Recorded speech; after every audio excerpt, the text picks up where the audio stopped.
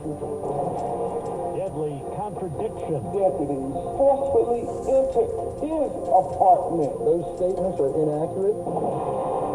Stormy witness. Some jurors may have had sympathy, some jurors may have had contempt for her. Good morning. I'm Steve Kathan with the CBS World News Roundup. Israel's prime minister says his country will stand alone if it has to after President Biden moved to withhold some U.S. weaponry over the plan to invade Rafah. The UN says 110,000 people have fled the city in southern Gaza and food supplies are low. And CBS's Rami Inocencio says talks to free hostages held by Hamas are in limbo. Israel's military launched new strikes on Rafah, believed to be Hamas's last bastion. But for so many displaced, frustration and fear. Ali Abu Aida says there isn't a single safe place in the Gaza Strip. Gaza's southernmost city is also the last refuge from this war for 1.5 million people, and why President Biden warned Prime Minister Benjamin Netanyahu this week, do not invade. I've known Joe Biden 40 years and more. He spoke with Dr. Phil in Jerusalem on his rift with the White House.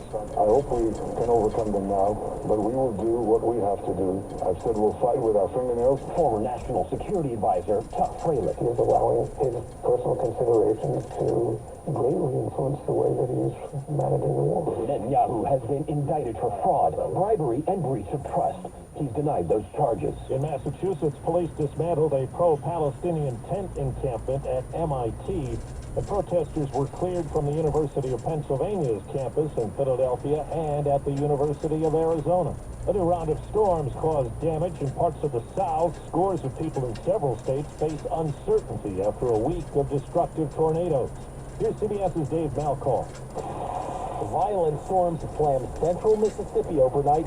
One tornado was reportedly spotted just west of Jackson. David White watched as an EF3 tornado barreled towards his family home in Columbia, Tennessee late Wednesday, while his sister-in-law Tammy was still inside. I've never seen wind that strong before. Neighbors had to pull Tammy out of the smashed house through a window. She's lucky to be alive. More than 100 homes in the area were damaged by the winds, reaching up to 140 miles per hour. I'm just looking. In Henniker, Alabama, Leroy White is searching for anything that can be salvaged. Thank God we're still alive. White, along with his wife Wanda and nephew Rayford, weathered the tornado in a storm shelter. And that's why we're alive, because of the storm shelter.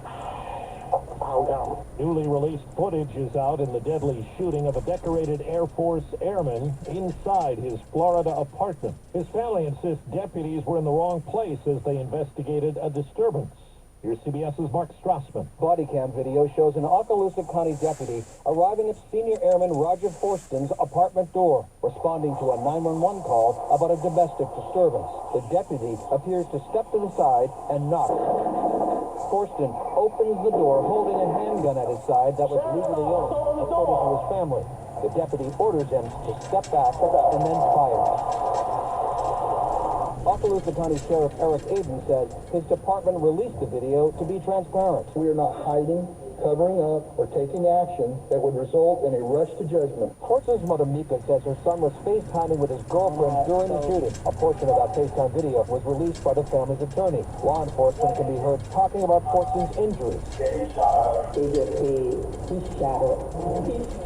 My baby, he shot her. Forston's family claims the deputy had no reason to go to his apartment. The sheriff says his deputy went to the apartment he was directed to. Testimony has resumed at Donald Trump's criminal trial. Sources say Monday is when the jury will hear from former Trump lawyer and fixer Michael Cohen. CBS's Robert Costa has more on the 2 days of testimony from another high-profile witness. Trump was visibly frustrated